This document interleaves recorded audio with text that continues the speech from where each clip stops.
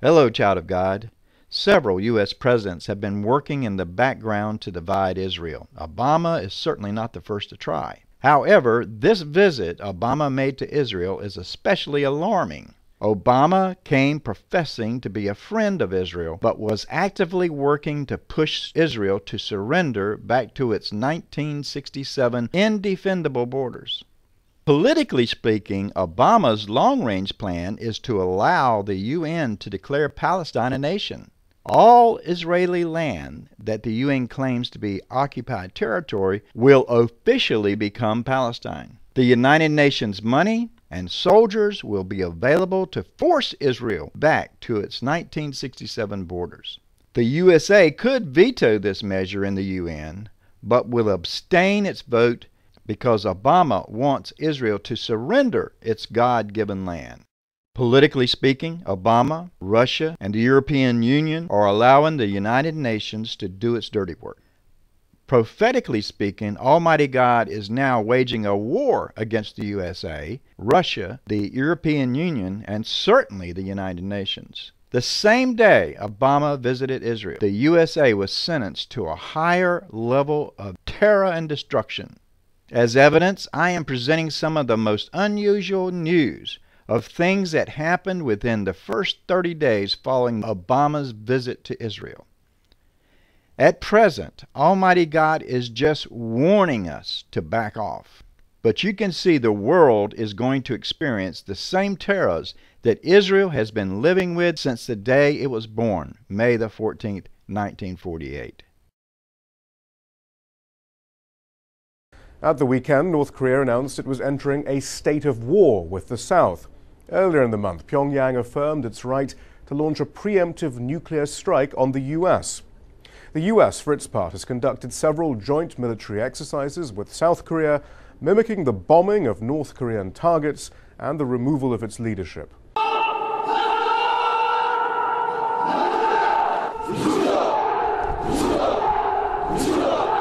During the time Obama was visiting Israel and lecturing the students to divide Israel, North Korea began its saber-rattling again. This time, it was the most provocative since the end of the Korean War. North Korea actually declared war on South Korea and the United States of America. Obama had left John Kerry, the United States Secretary of State, in Israel to continue the plans to divide Israel and to work with Jordan, Turkey, and other Middle East issues. It was no surprise that he had to leave that work to attend to a more pressing issue, the insanity of North Korea threatening a nuclear war. On April 2nd, 2013, in a joint briefing in Washington with the South Korean Foreign Minister, John Kerry warned that the United States will not accept North Korea as a nuclear state. The bottom line is simply that what Kim Jong-un is choosing to do is provocative. It's dangerous, it's reckless, and I reiterate again, the United States will do what is necessary to defend ourselves and defend our allies, South Korea and Japan. We are fully prepared and capable of doing so, and I think the DPRK understands that. By the way, North Korea has conducted 3 nuclear bomb tests. The most recent test was in February. North Korea has said that its nuclear weapons are a deterrent that are no longer up for negotiation. As you saw from a statement from the FBI as well as a statement from the United States Secret Service, there was a letter addressed to the President that at a off-site mail facility was noticed to have contained a suspicious substance, and tests were undertaken. The FBI has the lead in that investigation, of course, and has said in its statement that they will be conducting further tests to determine what the nature of the substance is. Of course, there was another letter, as you know, sent or detected by Capitol Police that was sent to a United States Senator. That also has been is a subject of the investigation by the FBI. And for more information about these matters, I refer you to the FBI. The President, I'm sure you'll ask this, the President has, of course, been briefed on these letters. He was briefed last night and again this morning. Whoa! Something just blew up at... Run! Go! Some new images released in the aftermath of that bomb blast at the Boston Marathon. An intelligence bulletin issued to law enforcement shows a picture of a mangled pressure cooker that was part of a bomb that exploded at the marathon. It also has a picture of a torn black bag. The bulletin was obtained by the Associated Press. The FBI says it has evidence that indicates one of the bombs was a pressure cooker that contained nails and ball bearings and was hidden in a backpack. They say the other explosive was in a metal container, but there's not enough evidence to indicate if it was also a pressure cooker. It's not yet known what was used to set off the two explosives. 3 people were killed and 170 others were hurt in the blast. Bianca Davey, Associated Press. A shootout between police and their suspects in Watertown. This is where officers finally tracked down the men they believe carried out the Boston Marathon bombings. They'd been alerted by reports of a shooting and a carjacking. When they arrived on the scene, they were fired upon. In the exchange of the gunfire, we believe that one of the suspects was struck and ultimately taken into custody. A second suspect was able to flee from that car, and there was an active search going on at this point in time. People described seeing and hearing the suspects throwing explosives at police and then opening fire. I heard a loud boom and then a rapid succession of pop, pop, pop. It sounded like automatic weapons. And then I heard the second explosion, and then there was the smell of something burning in the air. We were still going toward it, and then residents from the windows, they shouted, "Hey, it's gunfire, don't go that way." One man who lives very close to the incident got a very clear view of the suspects. They also had what looked to be a pressure cooker bomb, and I had about a clear line of view on that from about 30 to 40 feet away from my bedroom window. The standoff began when the suspect in the white hat seen here robbed a convenience store at gunpoint near the MIT campus. When a police officer investigated that, he was shot and killed. The 2 suspects then used a car they'd hijacked to get away. But they were pursued by police, and it led to an exchange of gunfire. Eventually, they were cornered into a residential area of Watertown, where the second suspect got away. Police say he is very dangerous and have asked for the public's help in tracking him down. Dominic Kane, Al Jazeera. Authorities say one of 2 suspects in the Boston Marathon bombing is dead, and a massive manhunt is underway for another. Residents of the Boston suburb of Watertown have been advised to keep their doors locked and not let anyone in. Police have released a new photo of suspect number 2, shown in earlier footage, wearing a white hat. In the new photo, he's wearing a gray hoodie sweatshirt pulled up on his head. Authorities still aren't sure how many people were killed in Wednesday night's blast in West Texas. More than 160 people were hurt. Thursday evening, hundreds packed a local church for a non-denominational service to pray for the victims and their families. Let me sum up the last 30 days since Obama visited Israel with the intention to divide Israel. A mentally unstable person mailed ricin to a judge, a senator, and the president. A group of Muslim extremists bought their ticket to heaven by murdering innocent marathon runners. And a madman in North Korea declared war on the USA and threatened a nuclear attack.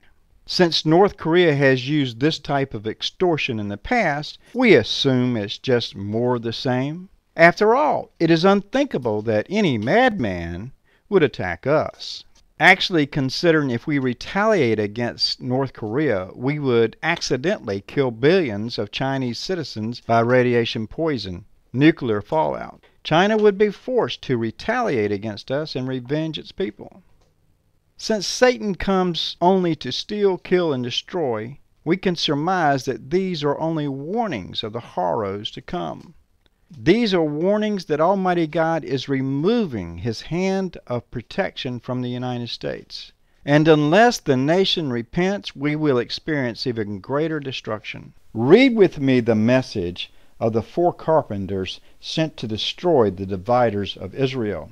Then I looked up, and there before me were 4 horns. I asked the angel who was speaking to me, "What are these?"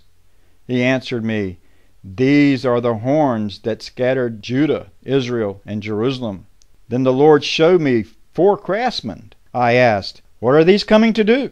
He answered, "These are the horns that scattered Judah, so that no one could raise their head. But the craftsmen have come to terrify them and throw down these horns of the nations who lifted up their horns against the land of Judah to scatter its people." I mean, the big issue is obviously Palestinian state on 1967 lines with land swaps. Okay, let's see where the parties stand on that issue. Now let's try to identify the characters in Zechariah's vision. After Zechariah hears the words that he is to proclaim, he sees a vision of 4 horns. He then asks the angel with the red horse, "What are these horns?" And the angel with the red horse explains that these are the 4 horns that are against Judah and are trying to use their horns to scatter its people. Then Zechariah saw a vision of 4 craftsmen. The angel with the red horse answered, "The craftsmen have come to terrify and to throw down these horns of the nations who lifted up their horns against the land of Judah to scatter its people." Well, everything seemed to be easy up to this point. The question becomes, who or what is a carpenter, and what in the world are they going to do to us? Dave Brenner in his books pointed out that every action any president in the United States takes to divide or harm Israel causes a national disaster in the USA. This seems to also apply to the EU, to Russia. Sometimes it even affects the entire world, like the worldwide financial depression. Terrify and throw down these horns of the nations who lifted up their horns against the land of Judah to scatter its people. I just want to make it very clear that Almighty God, sovereign of this universe, has sent some spiritual powers to destroy the USA, Russia, the EU, and the UN. If you're not terrified, you should be. 4 أرطال من الأنثراكس، 4 أرطال جنطة هالكبرها يشيلها واحد فدائي ويدخلها من أنفاق مكسيكو إلى الولايات المتحدة، كفيلة بقتل 330 ألف أمريكي في ساعة واحدة إذا أتقن نثرها على الوعاء السكاني هناك. مرعبة الفكرة. يعني 11 سبتمبر تطلع زلاطة عند الموضوع هذا، صح ولا لا؟ وما في داعي طيارات وشكبانات ومواعيد وقصة من المؤامرات والتوقيتات. واحد عنده من البسالة اللي يدخل معه 4 أرطال من الأنثراكس ويدخل حديقة البيت الأبيض، صح ولا لا؟ وكت عليهم النون هذا، صح ولا لا؟ ويبب عقبها، تصير المسألة طماشة هناك. WMD مشكلة. خايفين الأمريكان إنه WMD يطيح بإيد تنظيمات بين قوسين إرهابية مثل القاعدة أو غيرها. وهناك ما يدعو لتخوف الأمريكان، لأن القاعدة عندها في منطقة هيرات سابقا فعلا لابوراتوريز في شمال أفغانستان، عندهم علماء، عندهم كيمستس، وعندهم ناس متخصصين بالنيوكلير فيزيكس. يعني هم مو مثل ما يصورهم بعض الصحفيين المعلبين عندنا بأنهم ناس يعني بدو متخلفين وقاعدين في كهوف. لا لا لا لا لا لا, لا, لا. هذا حكي ينطلي على الناس الغشمة، لكن الناس المتابعين يدرك بأن القاعدة عندها لابوراتوريز وعندها مثل حزب الله عنده لابوراتوريز في جنوب لبنان أصبحت تنتج السلاح وتبيع السلاح. حزب الله عنده لابوراتوريز في جنوب لبنان أصبحت تبيع على رومانيا وهنغاريا انتوا بس يقولون إرهابي قول هذا رفيجنا. ليش؟ لأن هذول الإرهابيين بين قوسين أتقى ناس في العالم وأشرف ناس في العالم وأحسن ناس في العالم. كيف؟ Now is how do we get a sovereignty for the Palestinian people and how do we assure security for the Israeli people? And that's the essence of this negotiation. And that's not to say settlements are not important. It is to say that if we solve those two problems, the settlement problem will be solved. A view emphatically rejected by Mahmoud Abbas. It's not only our perception that settlements are illegal, but it's a global perspective. Everybody considers settlements more than just a hurdle to the two-state solution. Just one of the many hurdles described in detail by the U.S. president, who urged the crowd to want peace without describing how he might help them get it.